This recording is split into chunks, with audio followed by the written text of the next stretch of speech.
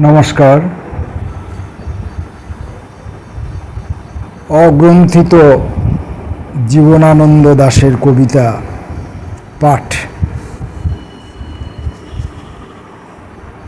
আজকে প্রথম যে কবিতাটি পড়ব তার নাম পলাতক। কারা অশ্বারোহী কবে উষাকালে এসে হারায়ে গিয়েছে দূর সাঁঝে নিরুদ্দেশে, না জানি কিসের খোঁজে কতকাল ধরি। যৌবনের রক্তমোর উঠিছে শিহরি, তাহাদেরই মতো আজ। তাই পলাতক আসিয়াছি চুপে চুপে, আলোর পলক নিভে যায় যেইখানে পশ্চিমের মেঘে, যেইখানে মায়াবীর ইশারার বেগে এলোমেলো ঢেউগুলো হয়ে গেছে রাঙা। নারিকেল ছায়া ছুঁয়ে আধো ভাঙা ভাঙা বাতাসের ব্যথা যায় বহি। দক্ষিণ সমুদ্র পারে আমি অশ্বারোহী, আসিয়াছি আর এক। এই পথে কবে স্বপন বাউল যুবা নবীনের রবে ভরেছিল কতবার। তাহাদের পক্ষীরাজ আসি দিন শেষে এই পথে দাঁড়াত উদাসী। সে কোন বন্দিনী যেন শোনে আজও সিন্ধুর ধীবর, আচম্বিত কান্না তার দূর মধ্য সমুদ্রের পর তাহাদের নিয়েছিল ডাকি। কোন একাকিনী যেন তারি পানে নির্জন একাকী ছুটে গিয়েছিল তারা। পৃথিবীর পরাজয় জয় পিছে ফেলে পথে পথে হারায় সঞ্চয়। আজ তারা কোথা সব জানি না তো কিছু, আলোয় চিনিয়া পথ তাহাদের পিছু। আমিও এসেছি এই বালুকার পর, আর এক কবি যুবা।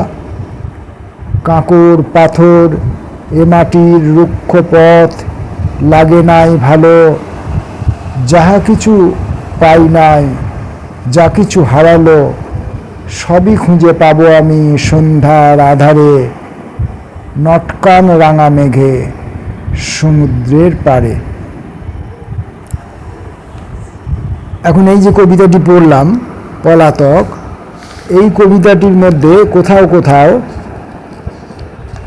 আমাদের পরিচিত জীবনানন্দীয় স্মেল বা ঘ্রাণ আমরা পেলাম।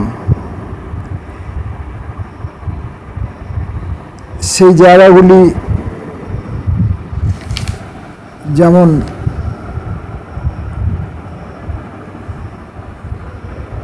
সিন্ধুর ধীবর, মধ্য সমুদ্রের দূর মধ্য সমুদ্রের পর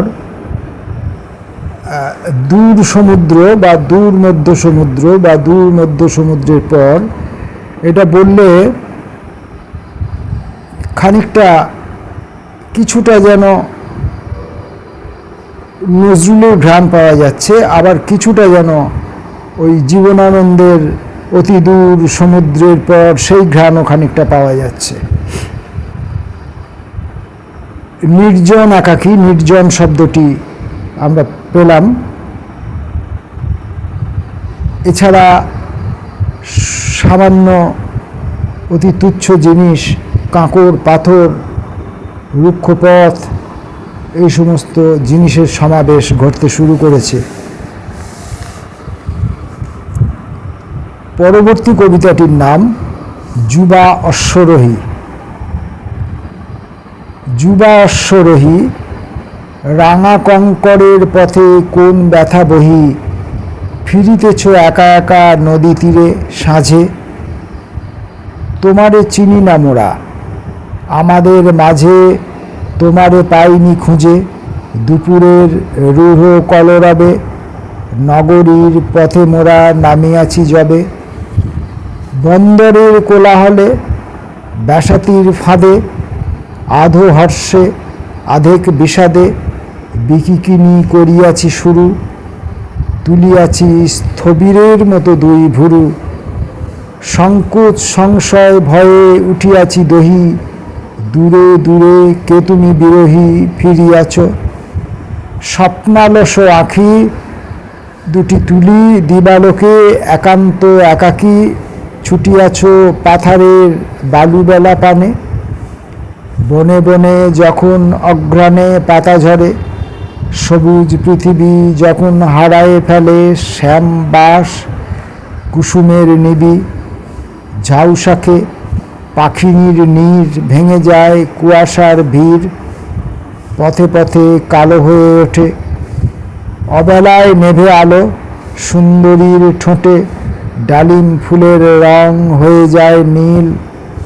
মোরা ঘরে ফিরে যাই, কার ঝিলমিল মায়ার মুকুরে তুমি একা দেখো ছবি। পৃথিবীর যত গুণী আর যত কবি, তাহারে চেনে কি তারা? দিয়েছে কি ধরা বাউলের বিনা তারে সে কখনো? তাহার পসরা ধরণীর মধুকর ডিঙাগুলি খুঁজে পাব মোরা কোন দিন? তাই চোখ বুজে মাটির বুকের পরে মুখখানা রাখি আমরা ঘুমায়ে পড়ি। নির্জন একাকী পাথরের পথ দিয়া অশ্বারোহী কোনো চলে যায়, শুনেছি কখন বিক্ষুব্ধ খুরের শব্দ, দেয়ালের গায়ে সুর তার বেজে ওঠে বিদায় জানায়। এখন এই কবিতাটির মধ্যেও আমরা ওই জীবনানন্দীয় ঘ্রাণ বেশ কিছু পেলাম, যেমন বন্দরের কোলাহল পেলাম, কুয়াশার ভিড়। কুয়াশা শব্দের প্রথম আমরা আজকে এই অগন্থিত কবিতার মধ্যে কুয়াশা শব্দটিকে সম্ভবত আজকেই প্রথম পেলাম। সুন্দরীর ঠোঁটে ডালিম ফুলের রং, তারপরে আমরা পেলাম মধুকর ডিঙা। মধুকর ডিঙাগুলি না জানি সে কবে চাঁদ চম্পার কাছে মধুকর ডিঙা, এই যে অনুষঙ্গ।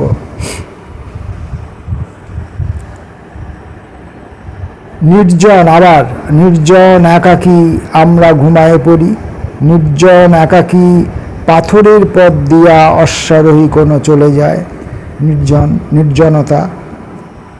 ওই জন্যে জীবনানন্দকে এককালে নাকি বলা হতো নির্জনতার কবি, এত বেশি নির্জন শব্দটি ব্যবহৃত হয়েছিল বা নির্জনতার অনুষঙ্গ এসেছিল।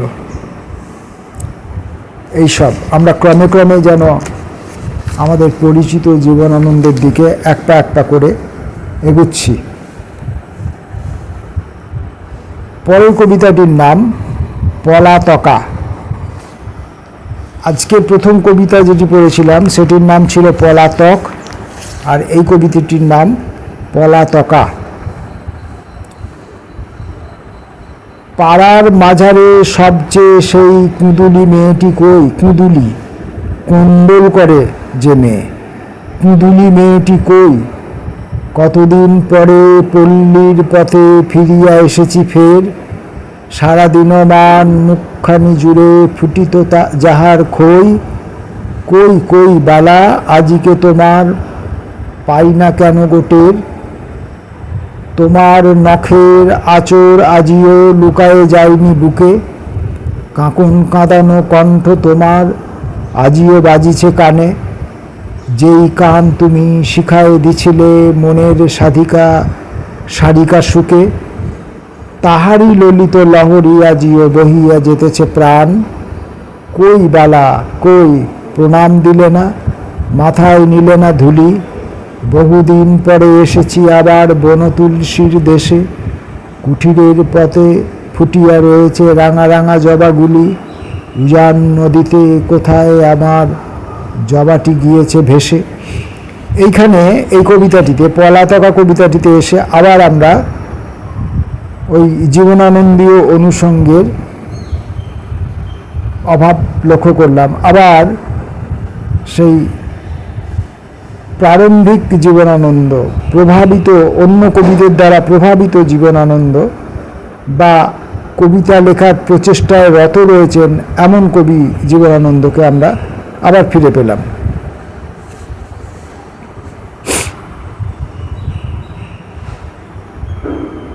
আমি জানি না আমি এই যে মূল্যায়ন করছি, আমি এই যে কথাগুলো বলছি সেগুলি সঠিক বলছি কিনা। যারা বিশেষজ্ঞ বিশারদ ব্যক্তি, যদিও তাদের কান অবধি আমার এই ভিডিও পৌঁছাবে না বলেই আমার দৃঢ় বিশ্বাস, তথাপি কোনোভাবে কোনো অনুষঙ্গে যদি তারা শোনেন যে আমি এই সমস্ত ধৃষ্টতার পরিচয় দিয়েছি, তবে আমাকে তারা ক্ষমা করবেন নিশ্চয়ই। পরের কবিতাটির নাম কবি। বিনা হাতে আমি তব সিংহাসন তলে, কালে কালে আসি কবি, কভু পরি গলে জয়মালা। কভু হিংস্র নির্দয় বিদ্রুপ, তুলে লই অকুণ্ঠুতে, খুঁজে ফিরি রূপ সৃজনের ছায়া ধূপে, আকাশে আলোকে। ধরণী ডুকারি ওঠে যে ব্যর্থতা শোকে, তারও মাঝে স্বপ্ন খুঁজি, বিনা তারে বহুনি তারও সুর, আর মনে গান গাই গুনি। তুলিয়া লয়েছি আমি পতাকা তোমার, হে সুন্দর আমি তবে দৌবারিক, দক্ষিণের দ্বার উন্মুক্ত রেখেছি নব নবীনের লাগি। অন্ধকারে দীপ হাতে আছি আমি জাগি, আমি হেরিয়াছি শুভ্র তোমার গৌরব, ঘৃণ্য নগণ্যের মুখে কালে কালে করিয়াছি স্তব। বিভৎস কুৎসিত কুণ্ডে পঙ্কের ভাণ্ডারে তোমারেই দেখিয়াছি, তুমি আসি দাঁড়ায়েছ দ্বারে, অন্ধকারে রিক্ততারে করিয়াছ জয়ী। তোমার মঞ্জির স্পর্শে চুপে রহি রহি, বিকৃত তৃষ্ণার ব্যথা, বন্ধনের রক্ত কৃষ্ণ রেখা, বিনাশিয়া অরুণিমা দিয়ে গেছ দেখা। রাত্রির যাত্রীর ভীত নিস্পন্দিত চোখে, অতি দূর অনাগত স্বপ্নের আলোকে, আগতের ভাবলোকে তুলেছ উৎসব। কবি আমি যুগে যুগে করি তব স্তব, দিবস নিশার রক্ত দহনের আলো, ব্যথায় বিনিদ্র ব্যথা জাগায় বিনিদ্র ব্যথা। তবু বাসি ভালো সুর তার, যা হারালো পাবো না কো ফিরে। তারই খোঁজে নিত্য উষা গধূলির তুরে, ফিরি আমি অশ্রুমান ব্যথার তাপস।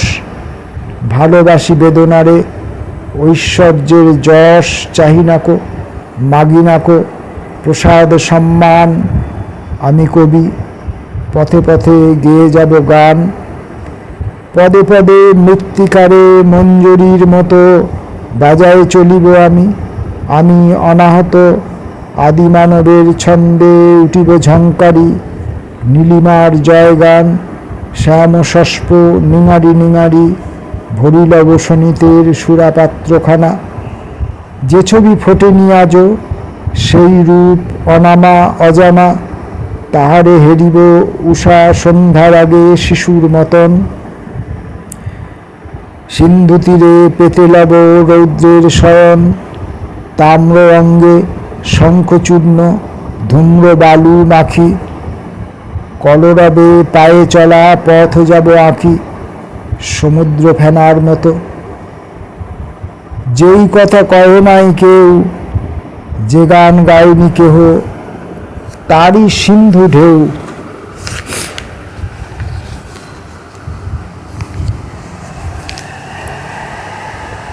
তুলে যাব কুলে কুলে, পৃথিবীর প্রথম বয়স ফিরায় আনিব আমি।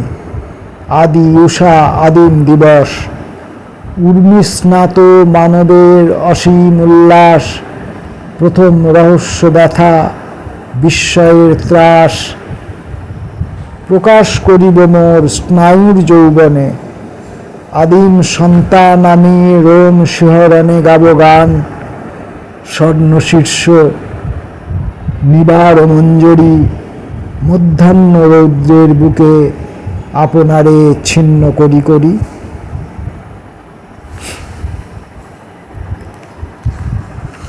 এখানে কোথাও কোথাও সামান্য পরিমাণে হলেও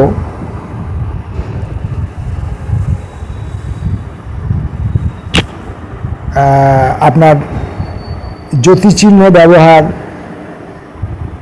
বাক্যবিন্যাস, বক্তব্যগুলিকে কবিতার মাত্রা ছন্দ বজায় রাখার পরেও তার নির্দিষ্ট নির্দিষ্ট জায়গায় নিয়ে গিয়ে শেষ করা, অর্থাৎ পয়ারের মতো বাধ্যবাধকতা না মেনে এই যে করার পদ্ধতিটি, এইসব দিক দিয়ে কোথাও কোথাও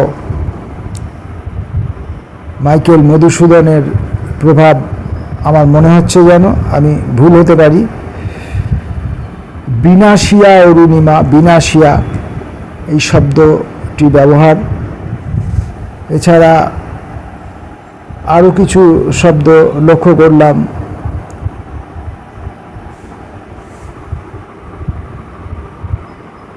পড়তে পড়তে একটি করে শব্দ পাই, যেমন নিঙারি নিঙারি, শ্যাম শস্প নিঙারি নিঙারি,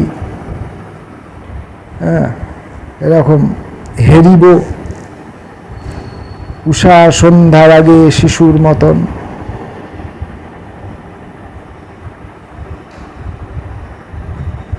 এরকম কোথাও কোথাও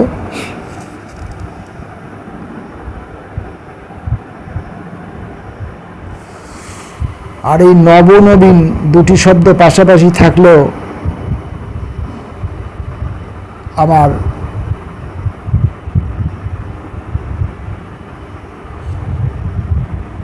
ওই নজরুল ইসলামের কবিতার একটি লাইনের অনুষঙ্গ মনের মধ্যে এসে যাচ্ছে। দুটি শব্দ পাশাপাশি এইভাবে ব্যবহৃত হয়ে এই দুজনের মধ্যে এমনই একটা সম্পর্ক তৈরি করেছে, যতই আপনি অন্য বক্তব্য রাখুন না কেন, ওই শব্দগুলি পাশাপাশি বসলেই আমার সেই পুরনো অনুষঙ্গ মনের মধ্যে উঁকি মারে।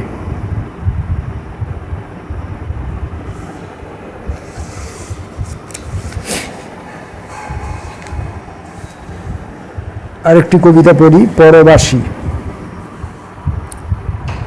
যাহাদের পায়ে পায়ে চলে চলে জাগিয়াছে আঁকাবাঁকা চেনা পথগুলি, দিকে দিকে পড়ে আছে যাহাদের দেহ মাটি করটির ধুলি, যাহারা ভেঙেছে ধান গান গেয়ে খুঁটেছে পাখির মতো মিঠে খুদকুঁড়া, যাহাদের কামনার ইশারায় মাটি হলো পানপাত্র, শস্প হলো সুরা, ছুঁয়ে ছেনে বারবার এ ভাড়ার করে গেছে স্যাঁতস্যাঁতে ম্লান, আনাচে কানাচে আজও দুলিতেছে যাহাদের উড়ানি পিরান, যাদের দেহের ছায়া পাঁচিলের গায়ে গায়ে মেখে গেছে মায়া, দেওয়ালের শ্যাওলায় নীল হয়ে জেগে আছে যাহাদের কায়া, যারা গেছে বীজ বুনে মাঠে মাঠে চষে গেছে মাটি, কেটেছে ফসল শালি বেঁধে বেঁধে নেচে আটি আটি, নেছে মানে নিয়েছে, শালি বেঁধে বেঁধে নেছে আটি আটি, তুলিয়াছে গোলাবাড়ি, যত তিসি ধান খড় ভরা, পেঁচাই দূরের সনে আনমনে জাগিয়াছে যাদের প্রহরা, পনির ননির গন্ধে ভরিয়াছে যাহাদের তুষ্ট গৃহস্থালী, ধুনুচিতে ধূপ জেলে উঠানে প্রদীপ জালি জালি, ঘরে ঘরে ফিরিয়াছে যারা কালো ছায়ার মতন, চরকায় সুতো কেটে তুলিয়াছে তন্ময় গুঞ্জন, কহিয়াছে আধো আধো কত কথা, নিভায়েছে জ্বালায়েছে আলো, দেয়ালে তাদের ছায়া জাগিয়াছে এলোমেলো কালো, না জানি কোথায় তারা কত দূরে জানি না তো কিছু, রাত ভোর ঘোর ঘোর চোখ মোর ঘাড়খানা নিচু, তাদের সন্ধানে যেন যাহাদের রেণুঝরা হিম মরা প্রজাপতি ডানা দিকে দিকে পড়ে আছে, মনে হয় কত চেনা, কত তারা জানা। তাহাদেরই পরিমাখা ওরে যেন পৌষের নদীটির বুকে, শিশির নিবিড় মাঠ পাথরের মুখে তারা যেন কথা কয়। সাঁই ঝাড়ে শালুকের দলে, জোনাকির পাখনার তলে যেন তাহাদের দ্বীপ আজ জলে। সঙ্গোপনে বনে বনে ফেরে তারা, জ্যোৎস্না রাতে পিয়ালের মৌ। আজও তারা পান করে, আজও তারা গান করে, বাসরের বর আর বউ। শিশিরের জলে জলে স্নান করে, ভিজে ভিজে বালুচর দিয়া। বুনো হাঁস হাসিদের সনে ফেরে, পরবাসী প্রিয় আর প্রিয়া। কোরা ডাহুকের বুকে কান পেতে শুনে যায় গান, তারের আঙুল ছুঁয়ে চুলবুল করে ওঠে হেমন্তের মাঠ ভরা ধান। তাদের দেখেছি আমি গেঁয়ো পথে, দেখেছে রে ধাঙরের বধূ। মৌচুস্কির সনে তারা বনে লুটে খায় কমলার মধু। নোনার পাতায় তারা মাথা পেতে খায় তাতা ক্ষীর। বেদের মতন তারা আসে যায়, অবেলায় ভেঙে ফেলে ভিড়। তাদের দেখেছি আমি সাদা ভোরে, ঘুঘু ডাকা উদাস দুপুরে। সাঁঝের নদীর বাটে ভাঙা হাট, ভিজা মাঠ জুড়ে। পাড়াগার পথে পথে নির্ঝুম চাঁদিনীর রাতে, ফিরেছে রে ভিড়েছে রে কতবার তারা মোর সাথে। এবার এই কবিতায় কিন্তু আবার আমরা জীবনানন্দীয় অনুষঙ্গ প্রচুর পরিমাণে পেলাম, প্রচুর পরিমাণে পেয়েছি। যদিও সম্পূর্ণ কবিতাটি তথাকথিত জীবনানন্দীয় কবিতা নয়, তথাপি প্রচুর অনুষঙ্গ পেলাম। ধানের গান গাওয়া, পাখির খুদকুড়া খুঁটে নেওয়া,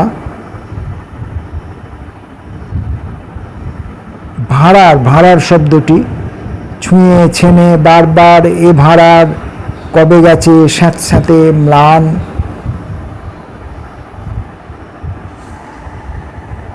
বীজ বুনে বুনে মাঠে মাঠে চষে গেছে মাটি। শালি বেঁধে বেঁধে নেছে আঁটি আঁটি, শালি ধান শালি। পেঁচাই দূরের সনে আনমনে জাগিয়াছে যাদের প্রহরা। পেঁচাই দূরের অনুষঙ্গ, যেটি খুব প্রিয় এবং পরিচিত অনুষঙ্গ জীবনানন্দের কবিতায়।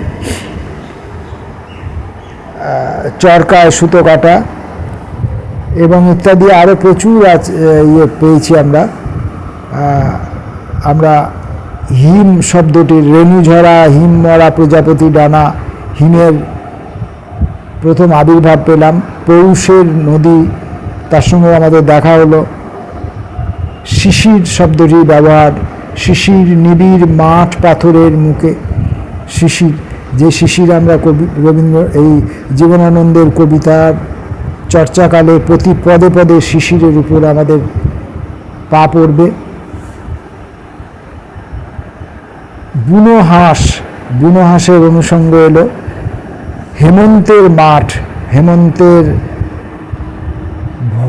মাঠ ভরা ধান, এই হেমন্তের মাঠ এই অনুষঙ্গ। গেঁয়ো পথের অনুষঙ্গ, এরকম অজস্র অনুষঙ্গ, জীবনানন্দীয় অনুষঙ্গ, যে কারণে তিনি জীবনানন্দ, সেগুলি এই কবিতার মধ্যে আমরা পেলাম। পরের দিন আরও কয়েকটি কবিতা পড়ব। আমরা চেষ্টা করব